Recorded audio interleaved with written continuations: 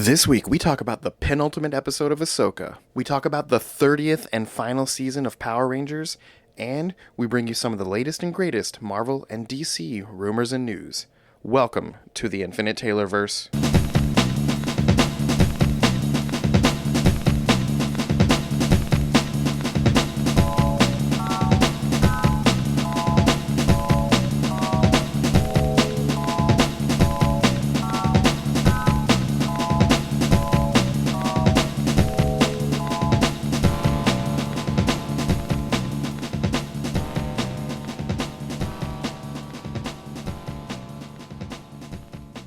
Warning. Red alert.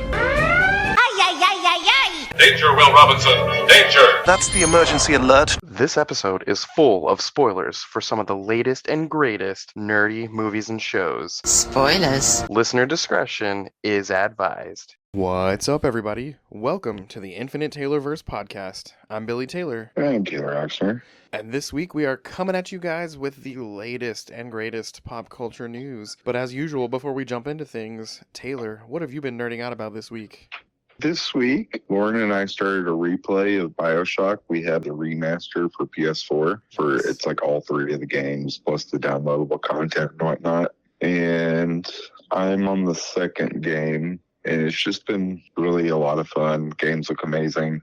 This time I'm playing as like the bad guy instead of doing like the good thing. Oh, nice. And it's definitely different.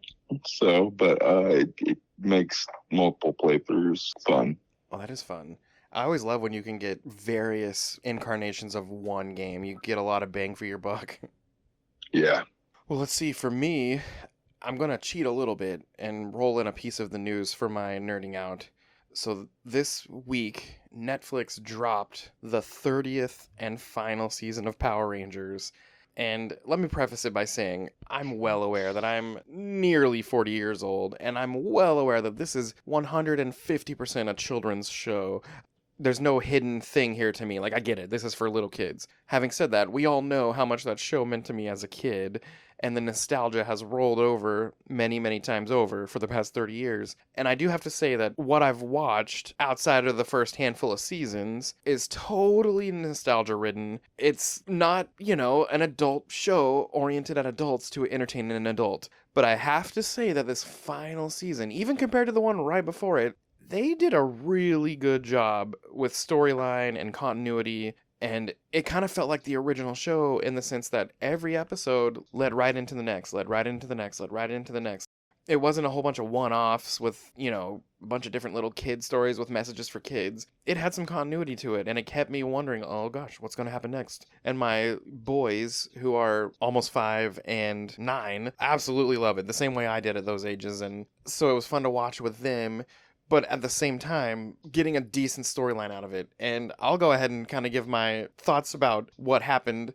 The season, began with them being stranded and no powers and no Zords, and someone kind of teleports in, and it's Billy, the original Blue Ranger, played by David Yost, and he kind of sticks around, and he's kind of the mentor this season. He's kind of their Zordon figure, which is really awesome. And he morphs, and he has his Zords, and he's not just there, he's in the action. And now, first of all, nostalgia checkmark right there, boom. And there's all these callbacks to Rangers from teams past, and when the thing wraps up, one of the guys is sucked into the morphin grid. He's dying. Let's just go there. He's an alien. He's dying. Well, his friend from his home planet gets sucked in there with him, but he's not dying. And he sees this figure, and he, it looks like his friend, but he's like, I'm not who you think I am. I've taken this form for it to make sense to you. Blah, blah, blah, blah, blah. And at the very end, he says, like I've told many of my Rangers before you, he's like, may the power protect you. And the kid teleports back to the real world and out of the grid. And anyway, at the very, very, very end, you come to find out that was the spirit of Zordon. And I'm like, oh my gosh, that's so freaking cool. Anyway, the old Zords past show up for the final battle. It's a whole bunch of Megazords. We've seen a whole bunch of Rangers. The finale here did a whole bunch of Zords from the past, and it was just super cool. And it ended on a high note. And the funny thing is, we know it's the end. They've said many times over, this is it, this is the end. But man, it left it open for Billy to be on the hunt for Zordon, knowing that Zordon's spirit is out there. And I don't know. It was very nostalgia-ridden. And as you can tell, I haven't shut up for the past 2 minutes. That was my nerd out this week. Well, right on. I mean, that's what you want, right? Yeah. And again, I can't emphasize how good the story was. Like, it wasn't just some cheesy kid thing. Now, it was that, but it wasn't just that. And I don't know. I thoroughly enjoyed it. And anyone who was a fan for the past 30 years, you definitely want to go check it out. It's only 10 episodes this final season, and Netflix drops everything at once. So my kids and I watched it in 2 days. It's awesome. Well, hey, let's switch things up a little bit. Since I'm already talking about the miscellaneous things going on out there, there's a few other things. For fans of Star Trek Picard and other Star Trek things, Sir Patrick Stewart was in an interview recently, and they were asking him, is, Picard series finale, is this it? Are we ever going to see Picard again? And his response was, I don't feel like Picard's time is done. And I don't know what that means, the series is over, but Patrick Stewart is 100% wanting to jump back onto the Enterprise if he can. Man, he's so old. Right. I wonder if he knows he's so old. Hey, he probably doesn't. I hope I don't. No, wanna I mean, guarantee Star you. Trek can be a show that doesn't have to be that action forward and still be good. Right. Um, And I he can mean, have the yeah, crew if do he the wa- if legwork. yeah, I feel like if he doesn't feel like it's over, then it's not over, right? I think somebody will write him the satisfactory ending for his character that he wants. Yeah. You know what I mean? I don't think there's a shortage of people out there who would do that for him. So, I don't know if he's dropping a hint or whatever, but I can't see that going just untouched. It's Yeah. just not something you throw out there not wanting somebody to respond to it. Yeah, it's kind of like you said, if he's got interested, and we know the fans are interested, and if they want to easily go print money. Yeah, exactly. Well, I mean, there's that, and the fact that, you've been playing this character for, has it been 2 decades? 3? Let's see, 90s, 2000s, 10s, 20s. We're in the 4th decade of it. Yeah. So, I remember it as a kid, I mean, and we're all adults now, so I'm sure there's an audience for that. Oh, yeah. I don't see why they wouldn't, I guess. I feel like not doing it would be a disservice for the character, to Patrick Stewart, and it would leave a lot of money on the table. And I just don't think that studio is that stupid. Right. So, anyway. Yeah, so who knows? We might get a little bit more adventures with Captain Picard. And along with him, that's going to have the other characters too, assuming it is something that happens. And I'm 100% for it. Yeah, 100%. I mean, he's great. From what we understand, he's great to act with. Everybody likes him. I said, I just don't see this not happening. I agree. Well, for everyone listening, some awesome things that have been coming on that we haven't quite jumped into yet, but we're super pumped to talk about with you guys. Gen V, the Boys spinoff, has come out, and in the next couple weeks, we're going to definitely dive into that and talk about it with you guys. Same with One Piece. Man, we're going to keep picking up with that eventually, too. But let's see, one of the things that we did watch this week, and there's not a whole lot of Star Wars news, but this past week we had a chance to watch the penultimate episode of Ahsoka. What did you think about that, man? This, once again, was another episode that I could appreciate because we're far enough into the story. Yeah. That I know what's going on until she meets with, what's his name, Ezra? Yeah. Okay. And then they have this conversation that I'm like, okay, I subtextually kind of understand what's going on here. I have a question. Yes. Do they like each other? Okay, so they were the biggest ship back when that show was happening. Okay. People wanted it desperately. They were both young. They were both the two young teens on the crew, and there was always this will they, won't they. Nothing ever happened, but, when you read social media and all the fan stuff, they were a huge ship. So, I don't know. They very much care for each other, and the premiere of this show made it seem like a sibling-type love, but them together made it seem like, oh, maybe they do. I don't know. Also, Thrawn looked way better this episode than he did the episode before. Yeah, I was kind of noticing that too, how good he looked and how natural he looked, for lack of better words. Yeah, I felt that as well. There was a lot of funny comments online about Ezra didn't want the lightsaber and he was using his little force moves. And then next thing you know, he picks up a blaster and starts blasting people. And people were like, oh, he didn't want a lightsaber, but he wants a blaster. And I'm like, two things. that was a very convenient, needed it type of a situation in that moment that he briefly used a blaster. But anyone who watched the show knows that he made this handmade lightsaber that was part blaster, part lightsaber. And it was one of the coolest things I've ever seen in Star Wars. I'm surprised there's not a model or a toy of it. But it was not out of character for Ezra to use a blaster, even though some people complained about that. Well, we've covered this before. Star Wars fans are the most toxic You're not fan wrong. base in all of fandom. Like, it is insane, you guys. Like, the stuff that you guys will find to complain about. Like, we talked about this. My brother-in-law said that he didn't like the fighting style that they had to change for Ahsoka. And I was just like, it's just like such one of those things that you're just like, oh, come on. Yeah. Like, let's just let him do it. I don't know. He still enjoyed the show, but it's like one of those things where it's like, oh my gosh. No one hates Star Wars more than Star Wars fans. Exactly. Like, man. Like, I know people who like have never seen it and don't have that type of hatred for itself.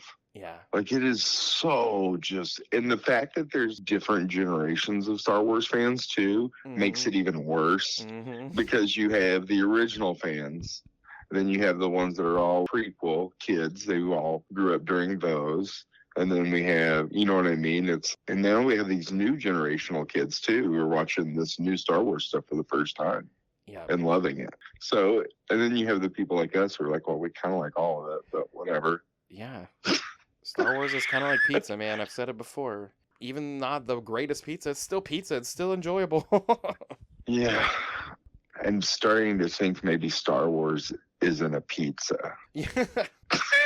Star Wars fans aren't a pizza. Maybe Star Wars is like calzone. Ooh. It's kind of like pizza, but it's not pizza. And some of them are Hot Pockets. I get that. But even a Hot Pocket's edible. Even if the insides are from the lava from the planet Mustafar. Yeah, Mustafar, lava-filled Hot Pockets. Well, hey, at the beginning, I have to say I got a little emotional when we're at that hearing and the music kind of changes and friggin' C-3PO comes out with a message from Princess Leia. I giggled so many times during that scene with him talking, like, just like, oh my gosh, it's C-3PO. Yep. Hey, buddy. I don't know. It was like seeing an old friend that's a goofy, like, kid friend of yours. Yep. That you haven't seen in a long time. Also, at this point, since the Empire's been wiped out, why hasn't he gotten upgrades? That is a good point. The metal. That was like the first thing I noticed. That was like, he still has from when Luke took off the Jawa tracker. It's still on his chest, an indentation. Yeah. So it's like, know. At this point, I just don't understand it. That's a serious question I have for Disney Star Wars right now, and we'll make shirts. I'm protesting until C-3PO gets an update on his outer shell. We rebel. I wonder if we'll ever see what makes him get his red arm. In the sequel series, he has a red arm, and that's one of the jokes. I can't remember who he was talking to. Maybe it was Han Solo. I can't remember. But he's like, oh, you probably don't recognize me because of my red arm. I also thought it was super cool when Ahsoka was training, and it was recorded hologram lessons from Anakin from when she was his Padawan. That was awesome, too. Why did Anakin look so different in that? Did you notice that? Like his hair? Yeah, I think they were going for his cartoon Clone Wars look. Maybe they tried to de-age him more. Oh, maybe. I noticed that and was like, oh, he kind of looks a little different. And he does have his Clone Wars armor on. Yeah. So maybe that's what it was, but I'm not sure. I'm still trying to figure out what's up with Balin. What's his true motives? I mean, the final episode comes out this week. You guys listening, you've already seen it because we were recording this before it comes out, but I want to know what's up with him. And the episode's only going to be, I read the runtime, 45 minutes, and that includes the credits, so it's not going to be some extra long episode. So they've got a lot to fill in, unless we're going to be left on some massive cliffhanger. Yeah.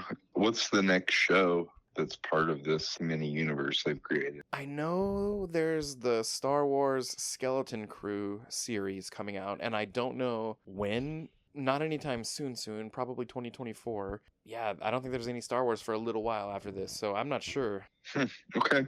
But yeah, I don't know. I have some bad feeling that something bad's gonna happen to someone. Probably Ezra, which, just like Ahsoka, Ezra is one of Dave Filoni's babies. So it'd be kind of weird for him to instantly bring him back and then instantly kill him, but I just have a bad feeling. Yeah. But we'll see. The thing sums up this week, and it can't end too happily, or else we won't have Thrawn as an antagonist of a new movie that's supposed to happen. But I don't know. We'll see. What if Ahsoka dies? See, that would majorly suck. And we know, come Rise of Skywalker, her voice is one of the voices of the past dead Jedi that Rey hears. So she could die at any point now. We don't know. Yeah, and it's a limited series, right? So that That- we're not getting a season 2. That's what it says on Disney Plus, unless they, change it. That's what it says. So I don't know, man. I would say to warn you that I'm usually good about these things, but we'll see. You're so good at this. But yeah, like I said, you guys already know, and we'll know in a couple days. But yeah, I'm ready for it, but I'm prepared for some emotions. Also, I want more Enoch. I would love some kind of an Enoch story. Who is he? Where did he come from? Why is he number 2 or whatever? And yeah, I want to know about him too. Also, his face. It's that weird human face on top of superimposed over that stormtrooper helmet. Yeah. It's crazy. And why? It reminds, yeah, exactly. Why? And then we've had other characters like this, like mysterious, like Captain Phasma, or we've had Snoke. So maybe it's just another character that's super cool that we'll know nothing about. Yeah. But we'll see. We'll know soon, hopefully. Over with DC, James Gunn came out and said that there's a little bit of continuity holding over, but not a lot. It sounds like John Cena's Peacemaker, and Freddie Stroma, who played Vigilante on Peacemaker, and Viola Davis, who played Amanda Waller on Peacemaker, are rolling over into the new DCU, and Zolo Maraduena, who played Blue Beetle, is also rolling over into the new DCU. Literally anything else before that, or even concurrent with that, nothing else is canon, except for those 4 named people. So I guess some people are happy about that, some people are not, but I'm just excited to see what's next. Okay, weird. Yeah. I mean, Viola Davis's Amanda Waller is just chef's kiss. Yep. I mean, I can't imagine anybody else in that role. Although, you know who I think would be actually an interesting version of her would be like a Halle Berry. Oh, yeah, yeah. To me, it's always weird, though, like Viola Davis, Halle Berry, like you said. It's always weird when you pick someone who is pretty. Amanda Waller makes me think of this brick wall of a human. Oh, I know. She's also like one of the most interesting characters in comics. Oh, yeah, Like, she is. bar none. It's like a Nick Fury kind of character. There's just so much backstory and Yeah. just information. I mean, you look at all of the storylines that are centered not just around her, but anything that she is manipulating at one time or another. Yeah. Like it's unbelievable. And her relationship with Batman and or Lex Luthor are like some of my favorite dialogues back and forth. Oh, yeah.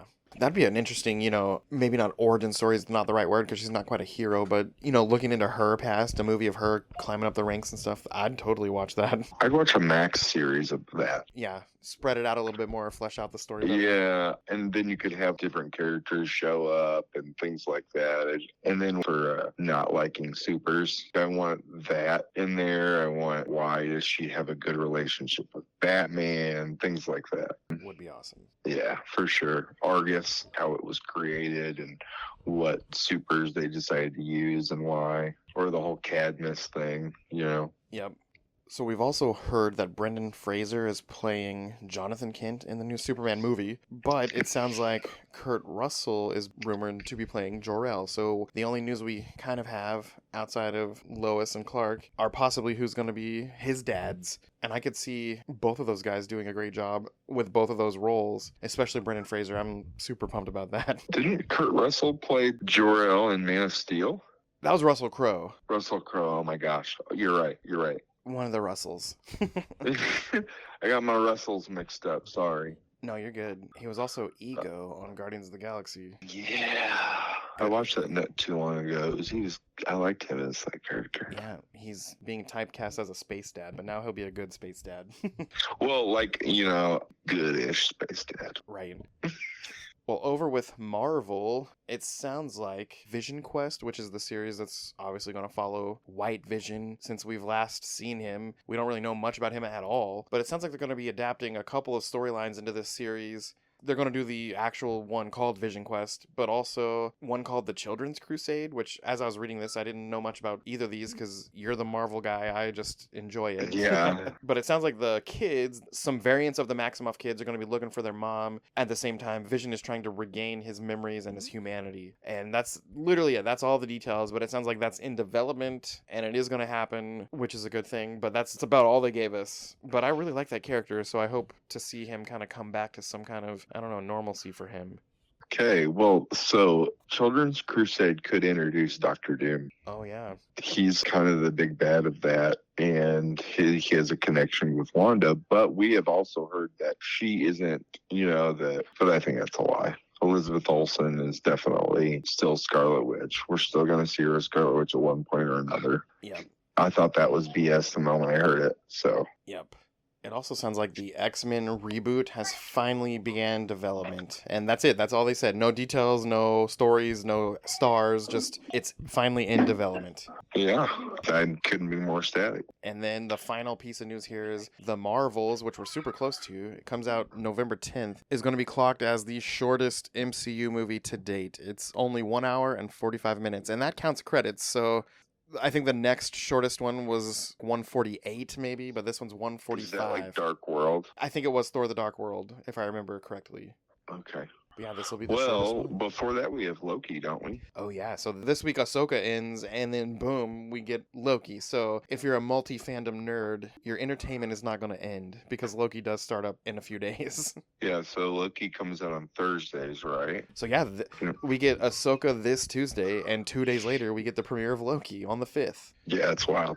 Very excited. So excited. And it looks like the same way Ahsoka started dropping early, you can get online at, 8 p.m. Central and see it. I think Loki's going to be doing the same thing, and I'm real excited about that.